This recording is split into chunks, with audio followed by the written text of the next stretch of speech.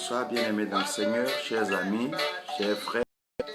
C'est un plaisir, c'est une joie, c'est tout un bonheur pour nous d'être encore avec vous pour partager donc la pensée, la volonté et faire entendre la voix de notre Seigneur dans les oreilles, les cœurs, les vies et le du Seigneur et qui s'attendent vivement à son retour.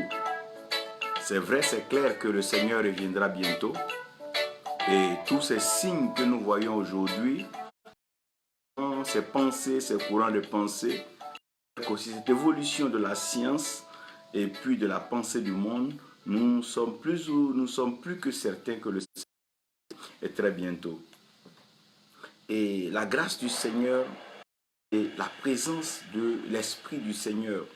Donc il est important pour nous de pouvoir discerner, déterminer, plutôt être sensible à la présence de l'Esprit de Dieu dans une nation, dans un lieu, dans un peuple et dans le monde.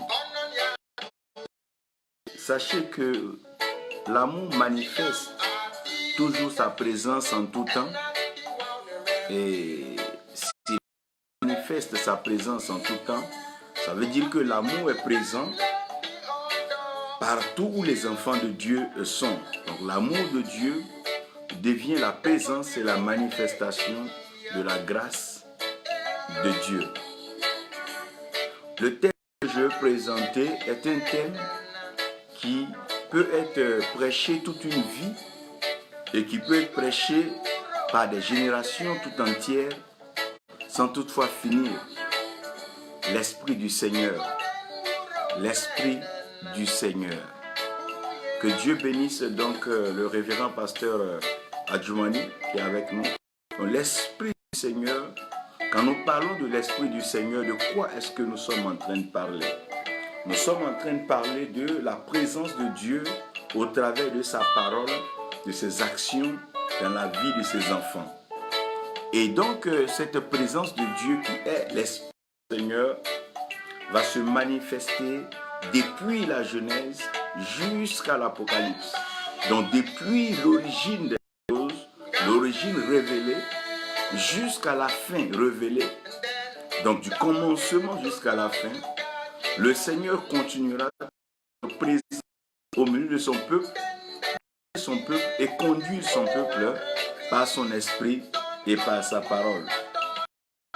Puisque le Seigneur va conduire son peuple par son esprit et par sa parole, il sera aussi important pour tout enfant de Dieu de pouvoir comprendre et entendre la voix de Dieu. Donc dans l'Esprit du Seigneur, nous avons pour test Genèse 1. Je vous ai dit que je vous donnerai toujours ce test-là pour que nous revenions à ce qui est vrai, ce qui est original et ce qui est authentique, ce qui est fondé et ce qui est fondamental. Dieu crée l'homme, Dieu demande à l'homme, bien sûr, sachant que l'homme est à son image et à sa ressemblance, il demande à l'homme de pouvoir dominer que sur les poissons des eaux, les oiseaux dans les airs, le vent, et puis les animaux qui se meuvent à la surface de la terre. Donc Dieu présente une mission à l'homme et Dieu veut que l'homme accomplisse cette mission parce que les eaux sont ici à terre, la terre elle est ici, et puis bien sûr le vent se trouve en dessous donc du trône de Dieu. Donc l'homme doit pouvoir maîtriser, dominer son espace, dominer son environnement afin de pouvoir donc imposer le règne de Dieu. Parce qu'un domaine, un milieu que tu ne maîtrises pas, un milieu que tu ne domines pas, tu ne peux pas donc installer un autre et tu ne peux pas avoir un autre règne.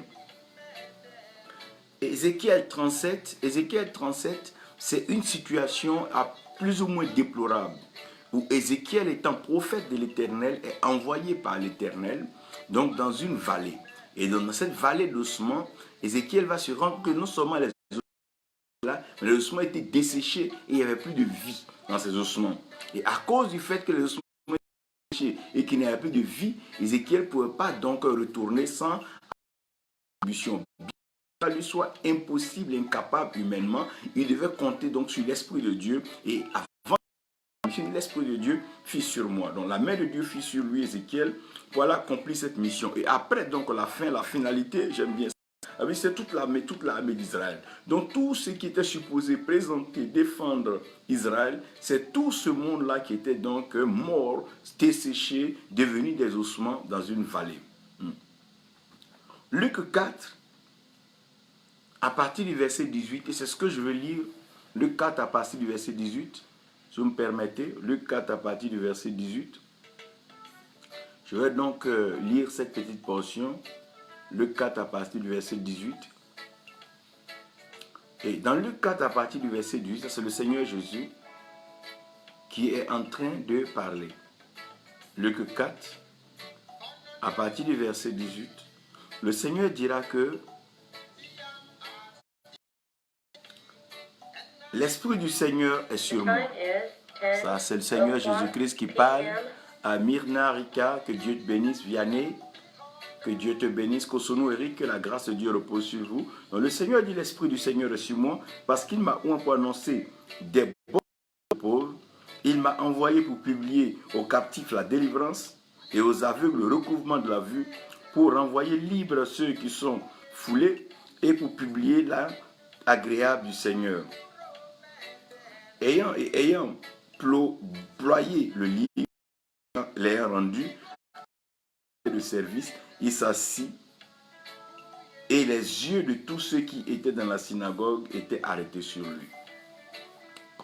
Père, merci, tu as l'autorité spirituelle suprême, tu règnes dans le ciel, sur la terre tu accomplis tes œuvres. Viens par ta parole, fais-nous du bien. Instruis-nous et amène-nous à comprendre ce que tu veux pour nous aujourd'hui. Merci pour ta fidélité au nom de Jésus. Amen.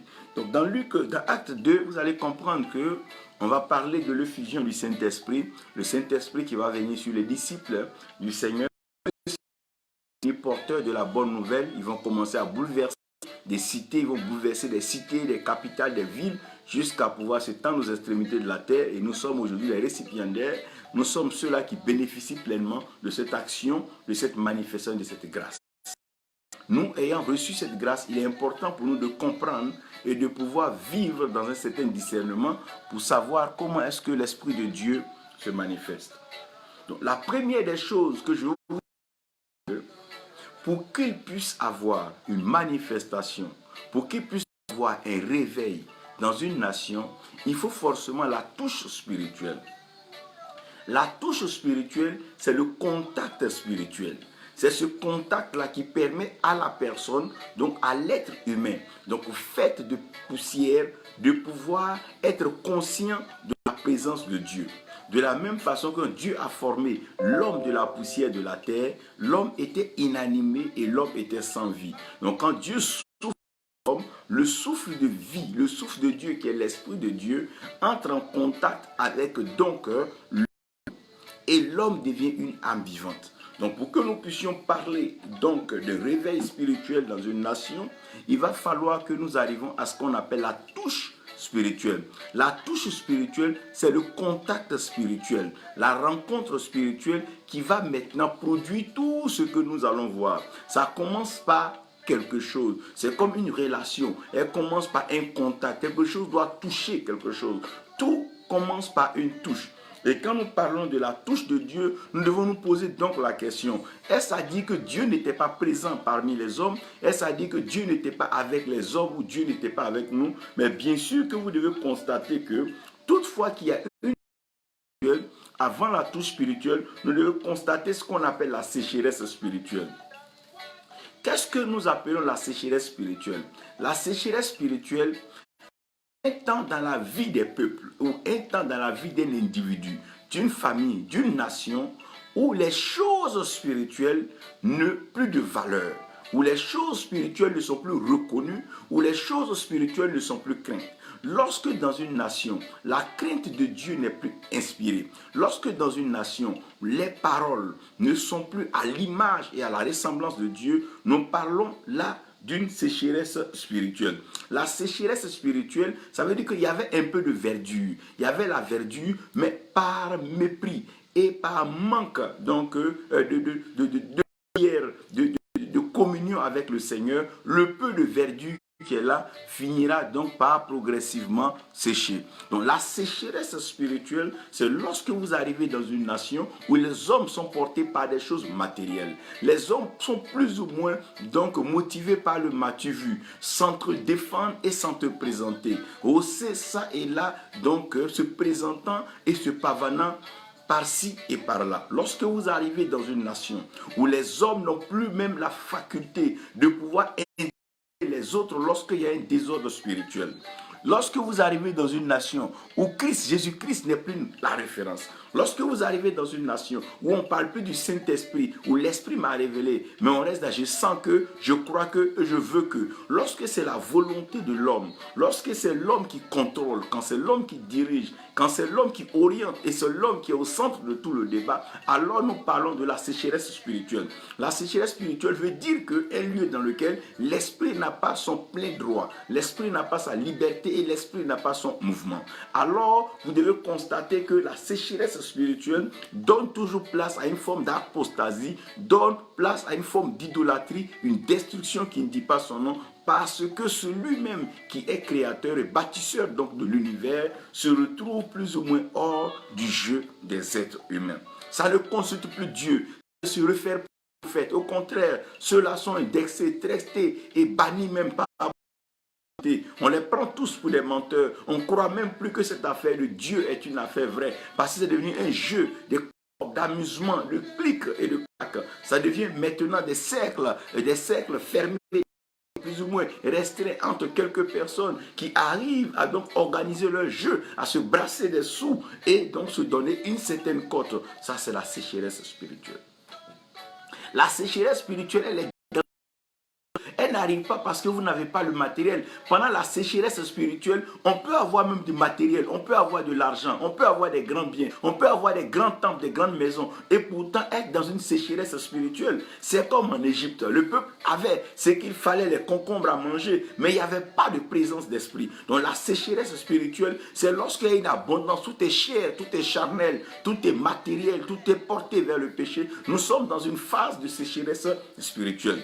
Et la sécheresse spirituelle entraîne toujours le désert spirituel. La sécheresse spirituelle, c'est que tout ce qui était vert, tout ce qui permettait d'avoir donc de repères spirituels commence à disparaître. Donc la sécheresse spirituelle, c'est quand les valeurs spirituelles disparaissent, l'autorité spirituelle, l'homme spirituel, la compréhension spirituelle, l'analyse spirituelle, la perception spirituelle, l'entendement spirituel. Quand ces choses-là commencent à disparaître dans un lieu, dans une nation, sachez que la nation, le peuple est en train de rentrer par une sécheresse spirituelle. Lorsqu'on est plus sensible à la présence des hommes de Dieu, on est plus sensible à la présence des missionnaires, on est plus sensible à la présence de ceux à qui Dieu parle, on est plus sensible à la présence de ceux qui peuvent nous interpeller sur ce que dit l'Éternel. Lorsque nous ne sommes plus sensibles à ce qui se passe, oh mon Dieu, autour de nous et devant nous, ça veut dire que nous sommes dans une phase de sécheresse spirituelle.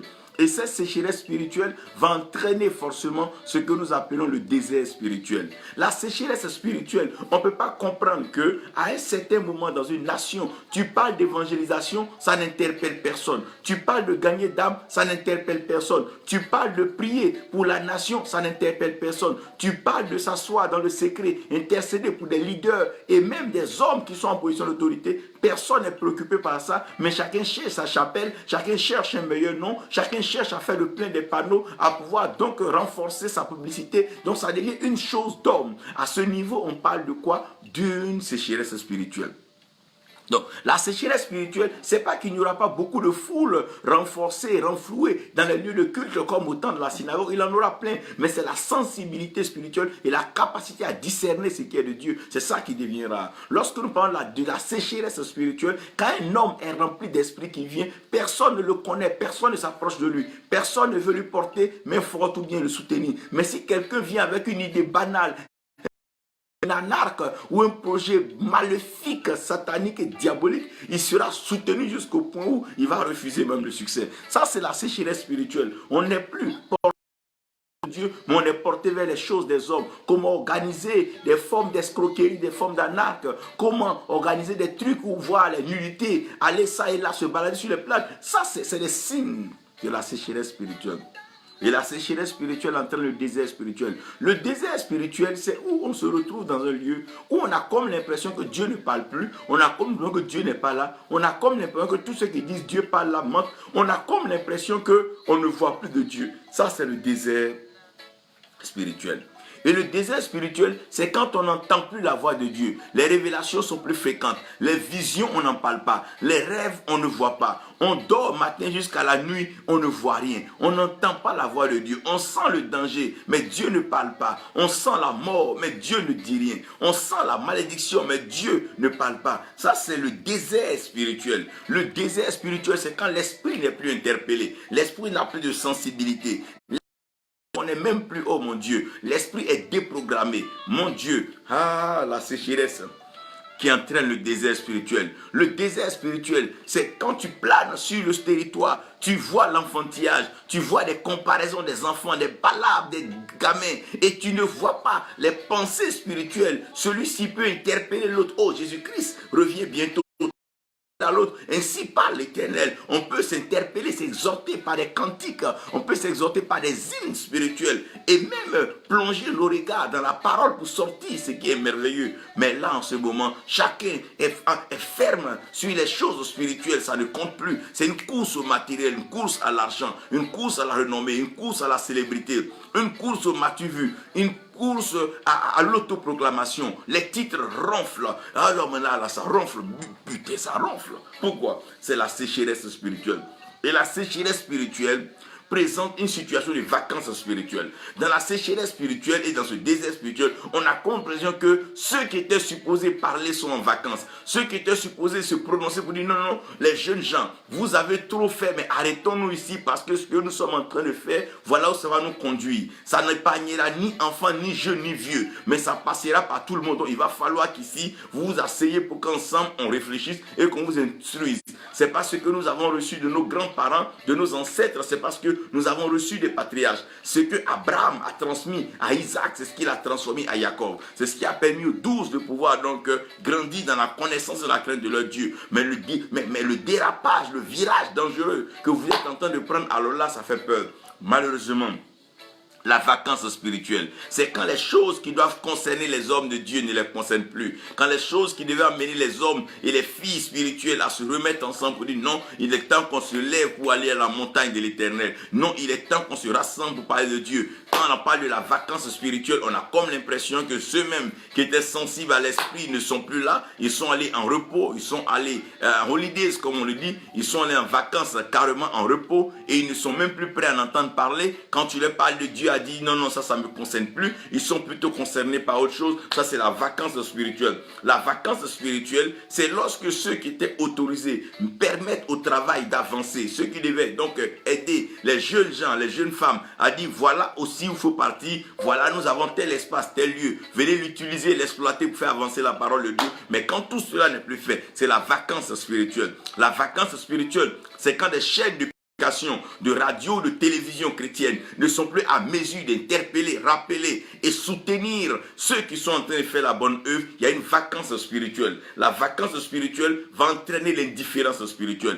L'indifférence spirituelle arrive dans la nation. Quand tu parles maintenant du Seigneur, ça fait rire. On se moque de cela. Mais toi, tu racontes quoi? Tu viens de quelle planète? De quoi parles-tu? Mon cher, viens t'asseoir ici. On va faire des affaires, on va travailler, on va avancer. Ça devient l'indifférence spirituelle. À ce niveau, personne n'a encore de repère, de référence spirituelle. Quand tu parles de spiritualité, mais on te demande mais de quelle planète il vient, la moquerie, tu deviens maintenant la risée du peuple. Alors là, où il faut une touche. Quand nous arrivons à ce niveau, il faut une touche. C'est là l'Esprit de Dieu, l'Esprit du Seigneur. Il faut une touche. Oui, là, il faut une touche, il faut une touche. Il faut toucher les vieux, les jeunes, les enfants. Il faut une touche, Seigneur, oui. Ton Esprit est présent, il faut une touche. Oui, il faut une touche, oh mon Dieu, comme au basket, comme au tennis, il faut une touche, oh Seigneur. Il faut une touche quelque part. Quelqu'un a perdu ses repères. Il faut une touche où chacun doit être interpellé dans sa sécheresse, dans son désert, dans sa vacance et dans son indifférence. Il faut une touche, oui, il faut une touche meilleure sur les aînés, les pères, les fils et les jeunes. Il faut une touche où le Seigneur s'apprête à toucher quelqu'un. L'Esprit du Seigneur, oh mon Dieu, est sur moi. L'Esprit du Seigneur est sur moi. Oui, il fallait un temps comme celui-ci. Jean baptisait dans le désert. Et dans le Jourdain dans le désert où Jean prêchait, les hommes n'étaient pas sensibles à la voix, à la pensée du Seigneur. Il fallait alors une touche quand le Seigneur est venu, qu'il est rentré dans l'eau du Jourdain, qu'il a été donc émergé et ressorti de l'eau. Ah, la présence de l'Esprit de Dieu est descendue sur lui comme la colombe depuis le temps de Noé. La colombe qui avait disparu, qui n'était plus dans les attitudes, dans les habitudes des Juifs. Il ne voyait plus la colombe. Voici que la colombe est de retour. Il y a une touche. Le Seigneur va emmener une touche dans cette nation. Il va toucher les grands, toucher les petits, toucher ceux qui avaient été oubliés, ceux qui avaient été classés, ceux qui avaient été oubliés, qu'on avait compté pour mort. L'Esprit du Seigneur va toucher dans le sommeil, toucher dans les mouvements, toucher dans les activités, toucher dans les bureaux, toucher dans le monde politique, administratif, économique, toucher dans toutes les couches de la société. Oui, l'Esprit du Seigneur va toucher. Dieu va toucher, il va produire le réveil spirituel. Oui, mon frère Bakari, il va toucher. Oui, il va toucher Aristide, il va toucher Thierry, oui, il va toucher, comptez sur Dieu. Il va toucher les hommes, il va les toucher. C'est lui qui les a créés, il va les toucher. Il va réveiller certains, il va faire sortir certains de leur mort, leur sécheresse spirituelle, leur désert, leur indifférence et leurs vacances, et les ramener à l'ordre pour dire, c'est moi l'Éternel Dieu. Or, lorsque la colombe descend sur le Seigneur, les données changent dans ce lieu de baptême. On se rend compte que Dieu n'est pas absent, Dieu est présent. Le Seigneur touche. Oui, le Seigneur touche.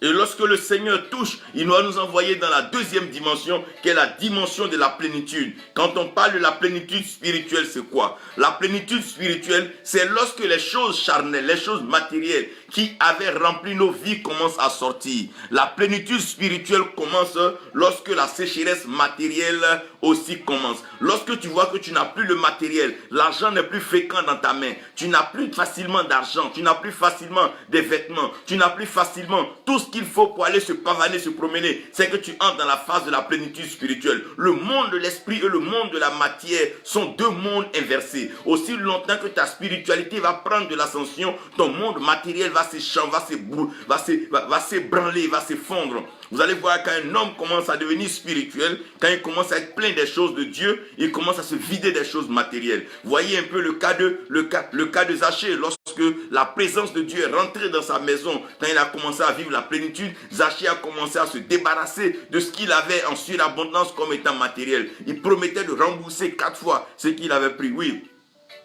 La plénitude spirituelle, quand on parle de la plénitude spirituelle, on parle de la restauration. C'est là où le matériel, nous entrons dans une sécheresse matérielle. La voiture que tu avais, les voitures que tu avais commencent à ne plus fonctionner. Les nombreux amis que tu avais commencent à ne plus t'appeler, couper la connexion avec toi. Les opportunités, les avoirs que tu pouvais facilement toucher avant, tu ne les touches plus. La vie devient difficile financièrement, matériellement, relationnellement. Les choses ont comme l'air de s'enfermer sur toi. Tu as comme l'impression que tu navigues seul dans un monde et tu es incompris. Oui, il y a une sécheresse matérielle qui vient présenter la plénitude. Ah mon Dieu spirituel.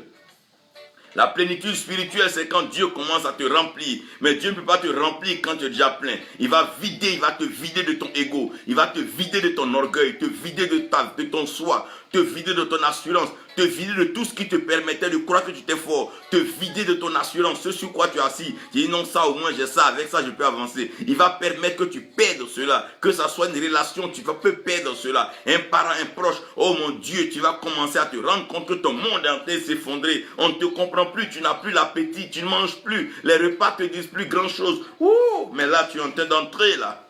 My God. Et tu rentres dans la sécheresse matérielle. Le matériel ne vient plus. Et tu te rends compte que tu es matériel. Et dans ce désert matériel-là, c'est dangereux parce que tu n'as plus rien. Tout ce qui peut venir à toi n'est que ce que Dieu peut te donner. Tu tournes à gauche, tu tournes à droite. Tu vas interpeller tout le monde. Fais la liste de tes amis, tes parents, ceux à qui tu as fait du bien. Tu vas les appeler tous. Personne ne te répondra. Personne ne te reviendra vers toi. Parce que Dieu est en train de te remplir. Et ça, c'est le désert matériel. Tu ne comprends plus rien. Même le peu que tu avais gardé, tu vas voir, ça n'existe plus. Où c'est parti, le pain n'est plus là. Oh mon Dieu, ça devient difficile. Ce désert matériel. Et tu te poses la question, est-ce que j'ai fait le bon choix? choix. J'ai l'envie de retourner, je veux repartir. Non, mais tu ne peux plus parce que tu es engagé dans un processus et Dieu veut manifester sa gloire dans ta vie. Après donc le désert matériel, nous arrivons à ce qu'on appelle la vacance matérielle. Marie-Josée, que Dieu te bénisse, que sa grâce repose sur toi. Qu'Adieu, Jachine, que Dieu te bénisse. Gérard Kwasi, que la paix du Seigneur soit avec vous. Donc nous arrivons maintenant à ce qu'on appelle la vacance matérielle. La vacance matérielle veut dire quoi? Les choses que tu avais facilement, le beurre, les saucissons, tout ce que tu avais plein dans ton frigo, tu ne les as plus. La vie devient difficile, le matériel n'est plus là. Toi qui pouvais rouler facilement ta voiture comme tu voulais, te voilà à pied, même pas de vélo, pas de moto. Tu n'as même plus accès à certains médias, tu n'as plus accès à un certain monde. Tu es contraint, réduit dans un campement, un village, dans un désert quelque part, dans un espace chaud, avec la poussière et le sable. Tu ne te reconnais plus, ta coiffure a changé, ta vue a changé. Oui, ça c'est la vacance matérielle. On sent que le matériel ne te répond plus, le matériel ne te réussit plus. Tu n'en as même plus. Pour parler maintenant de l'indifférence matérielle. Ça, en ce moment, tu es tellement plein de l'esprit que les choses matérielles ne te disent plus rien. Les biens matériels ne te disent plus rien. Les choses des hommes, ce qui pousse les hommes à se battre, à se tuer, à faire du faux, à mentir, ces choses ne t'intéressent plus. Les choses de la chair ne t'intéressent plus parce que tu as vu quelque chose d'autre. Là, tu es conduit maintenant dans le désert, oh my God, pour comprendre la plénitude spirituelle. Là, Dieu veut aller tester cette dimension. Tu n'es plus porté par les choses matérielles. Tu laisses les gens faire ce qui est les choses des hommes, qui aident la capacité des hommes. Mais tu recherches les choses de Dieu. Tu es soif de Dieu. Tu es rempli de la soif, de la grâce de Dieu et tu veux continuer à rechercher les choses de Dieu. Tu deviens indifférent au matériel, indifférent au plaisir, indifférent au... Tu ne sais même plus quand tu as été bien habillé ou pas bien habillé. Cela n'est pas ta préoccupation. Tu ne cherches plus les marques, ceci, cela. Mais tu es préoccupé par un livre, tu cherches un document, un livret de prière. Tu t'informes là où il y a une veillée. Tu es oh, l'Esprit du Seigneur. Oh, est sur nous, oui. Parce qu'en ce moment, tu es interpellé par qui prêche, qui parle de Dieu. Tu ne cherches plus à voir qui est en train de provoquer, faire des manipulations, des montages, de miracles et des mensonges. Ça ne t'intéresse plus. Mais tu cherches quelqu'un quelque part qui a un livre, qui a un bouquin, des anciens qui parlent du Dieu, le Dieu vrai. Ah, qui est en train de toucher et remplir. Dieu est en train de toucher et remplir les gens dans les nations. Sur la terre, partout, Dieu est en train de remplir les vies. Non. Dieu est en train de remplir les vies parce que très bientôt, il y aura une confrontation spéciale. Les fils de Dieu seront confrontés aux fils du monde et Dieu triomphera comme il a toujours fait. Oui, Dieu est en train de remplir. C'est l'indifférence matérielle. Tu n'es plus porté vers les choses des hommes. Ça ne t'intéresse plus. Oh, tu cherches maintenant un bouquin, un livre. Tu cherches à prendre les psaumes, les cantiques, les livres. Tu veux aller retourner vers les vieilles cassettes de prédication, de consécration. Tu as l'envie de te retirer même des hommes. Ouh, pourquoi? Parce que la puissance spirituelle t'appelle. Lorsqu'on est interpellé à la puissance spirituelle, on est indifférent des choses matérielles, mais on cherche maintenant à voir qu'est-ce que nous devons confronter. La puissance spirituelle va commencer par la confrontation. Quand tu vas rentrer dans cette dimension de la vie, de la plénitude, on va commencer à te dire, il fait comme il est chrétien, il dit qu'il n'aime pas ceci, on va commencer à te confronter. D'abord, le langage des gens sera un langage de confrontation, un langage insolent. Ils vont venir te présenter leur matériel, tout leur grand programme, et te faire croire que tu n'es pas spirituel. Alors que tu sais que Dieu, l'Esprit du Seigneur est sur toi. Ils vont te montrer par A plus B que ils font ceci, tu ne fais pas, donc tu n'es pas de Dieu. Non. Ne regarde pas ce que les hommes pensent. Les hommes ont leurs critères, les hommes ont leurs barèmes. Dieu a ses critères, Dieu a ses choix. Et Dieu justifie ses choix et Dieu soutient ses choix en tout temps. Oui, la confrontation. La confrontation, c'est là que tu vas voir que tu auras des adversaires. Des adversaires, des gens qui s'adossaient sur toi hier, des hommes qui comptaient sur toi pour faire certaines choses, aujourd'hui ils vont se placer devant toi et te challenger, te défier. Ils vont commencer à se moquer de toi, te voir comme un villageois, un gawa, un homme qui ne sait rien de la vie. Pendant que quoi? Ils se disent, mais tiens, nous sommes dans les bons lieux en train de passer les bons moments, mais regarde-le, qu'est-ce qu'il fait dans le désert. Mais quand Christ a été rempli de l'esprit, il a été entraîné dans le désert. Personne, tout enfant de Dieu, rempli de l'Esprit de Dieu, entre dans un désert. C'est dans le désert spirituel que nous commençons à comprendre la puissance de Dieu. C'est là où les choses matérielles n'ont plus de valeur, parce que le spirituel peut les manifester, peut les emmener. Oui, dans cette confrontation, tu vas rencontrer des adversaires.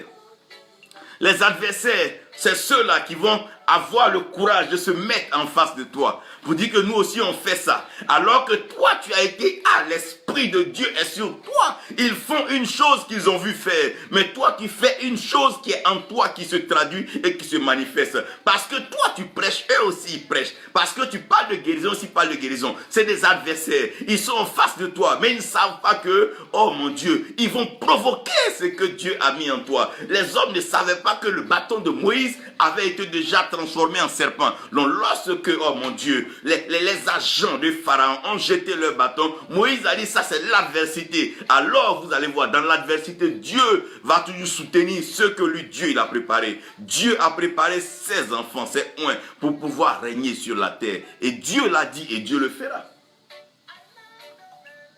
L'adversité.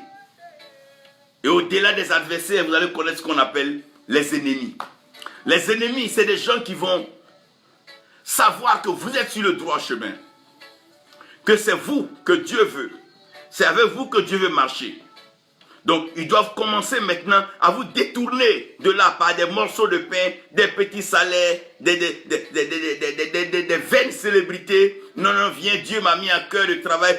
Quand tu es appelé par Dieu, ne vends jamais ton appel, ne vends jamais ta destinée. Laisse les gens faire ce qu'ils ont à faire. Laisse Dieu faire ce qu'il a à faire en toi. Quand Dieu finira ce qu'il a à faire en toi, il te dira qu'il a fini. Et quand Dieu va achever sa mission, frère,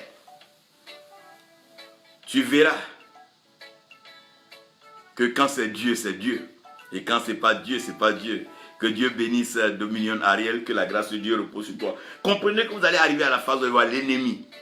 Ceux-mêmes qui vous acclamaient, qui vous encourageaient, seront ceux-là qui vont se dresser contre vous. C'est eux qui vont commencer à vous trahir, vous traiter, vendre, raconter n'importe quoi sur votre vie. Tout simplement parce que vous avez décidé de ne pas faire les mauvaises choses, de ne pas faire ce qu'ils font. Vous deviendrez leur ennemi. Parce que vous n'êtes pas porté vers le matériel, vers l'argent. Vous n'êtes pas porté vers ces choses qui les galvanisent, qui les excitent tant. Mais vous êtes porté vers la compréhension de la puissance de Dieu. Mais dans tout ça, ce qui va vous permettre de pouvoir avancer, ce sont les acquis.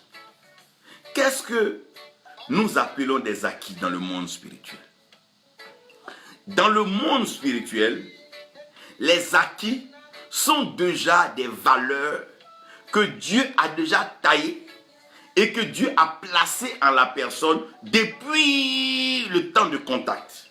Donc quand Dieu souffle dans la poussière, il y a une valeur qu'on appelle âme. Donc l'homme devient une âme vivante. Donc les acquis, c'est ce que Dieu va te donner. La maîtrise de soi, la patience, le calme, la tranquillité, l'humilité, la sérénité. C'est comme si des choses arrivent autour de toi, mais ça ne te dit pas grand-chose. On te dit le diable s'est levé et tu es assis tranquillement, tu prends ton thé. Or c'est comme on te dit il y a la tempête et puis tu es calme là, tu souffles un peu avec ta trompette. C'est comme on te dit qu'il y a la guerre et tu sors ta guitare et tu fredonnes pour la gloire de Dieu. C'est comme on te dit la mort arrive et tu te couches tranquillement et la mort te dépasse, comme ce jour où l'ange de la mort passait en Égypte.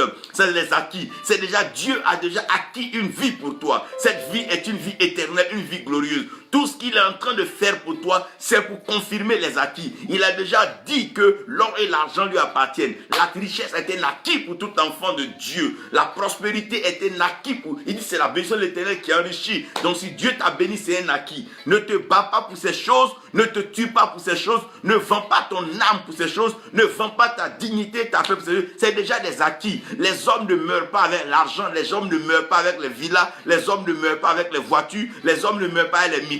Tout cela, ils vont laisser ça sur la terre ici. Si tu es patient, oh mon Dieu, si tu es docile et obéissant, tu te rendras compte que tu jouiras de ces meilleures choses. Pendant qu'ils sont en train de faire la magie pour rassembler les gens, toi va t'entraîner dans le désert. Quand tu paraîtras, ce peuple sera délivré et ils viendront vers toi s'abreuver à la bonne source. C'est déjà des acquis. C'est déjà des acquis.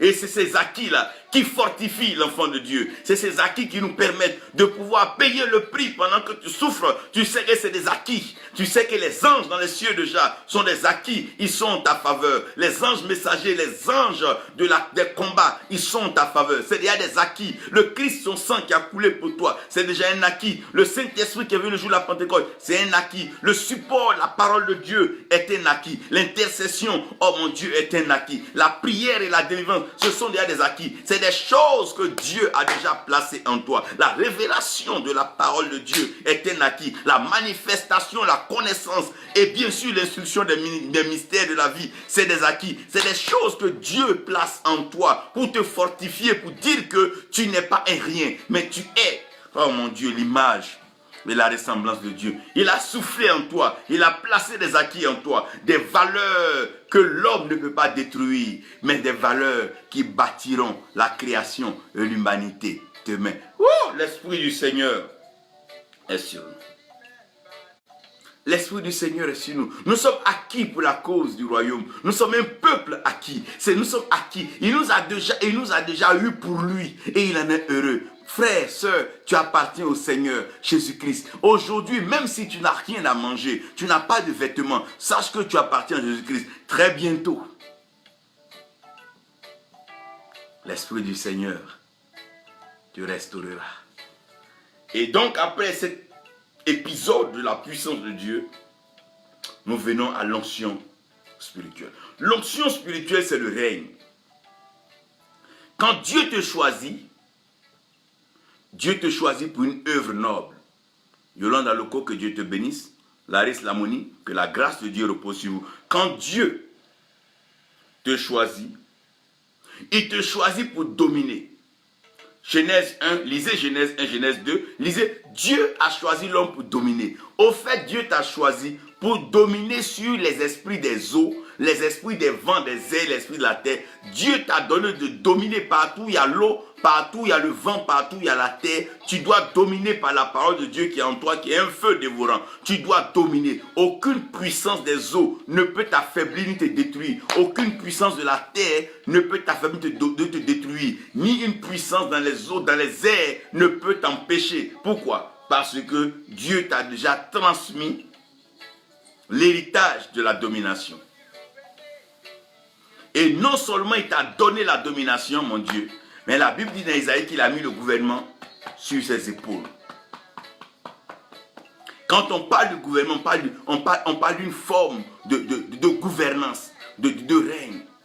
Rien de la vie ne pourra t'emmener hors du champ d'action et du champ visuel de Dieu.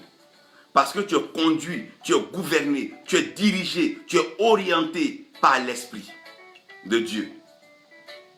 Et c'est dans le gouvernement maintenant qu'on va sortir le règne. Même quand tu vas t'asseoir avec des hommes, quel que soit leur niveau, quand tu parleras de la part de Dieu, ils diront celui-ci dit des choses que nous ne connaissons pas. Parce que tu es choisi par Dieu. Daniel a été choisi par Dieu. Joseph choisi par Dieu. Et regarde là où ils sont allés régner. Dans des milieux qui n'étaient pas donnés même à un chrétien. En Égypte, imaginez Joseph en train de régner en Égypte. Imaginez Daniel en train de régner. Dieu t'a choisi pour le règne. Et avec quoi Dieu te choisit? Choisi par sa gloire. Quand l'Esprit du Seigneur est sur toi, la gloire du Seigneur vient sur toi. Lorsque la gloire du Seigneur est sur toi, toi tu peux ne pas savoir que la gloire du Seigneur est sur toi. Mais tous ceux qui te voient, qui sont dans le monde et dans le règne spirituel, quand ils te voient, ils savent que la gloire du Seigneur est sur toi. Parce que le Seigneur ne partage pas sa gloire, mais ceux qu'il choisit, il les fait entrer dans sa gloire. Dans Romains 8, vous voyez bien que ceux qu'il a connus d'avance, c'est ceux-là qu'il a prédestinés. Et ceux qu'il a prédestinés, il les a aussi justifiés.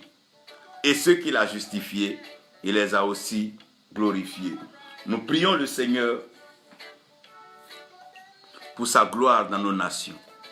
Seigneur, nous prions que ton esprit choisisse aujourd'hui dans nos nations. Seigneur, choisis des jeunes gens, des jeunes filles. Pendant que nous prions, pendant que nous parlons, Seigneur, continue de faire ton choix. Touche-les là où ils sont, dans les villages, dans les campements. Même ceux qui sont égarés dans des lieux où personne ne pense qu'ils vont revenir, dans les prisons. Seigneur, touche-les. Touche un peu partout dans le monde. Touche dans les nations. Touche un peu partout. Seigneur, touche-les. Fais, oh mon Dieu, fais briller ta gloire sur nous. Laisse ta gloire, oh Dieu, que ta gloire soit avec nous. Seigneur, fais briller ta gloire sur nos vies. Nous prions, oh Seigneur, pour tout ce que tu as fait, tout ce que tu as accompli à la croix pour nos vies. Seigneur, que ta gloire soit sur nos vies.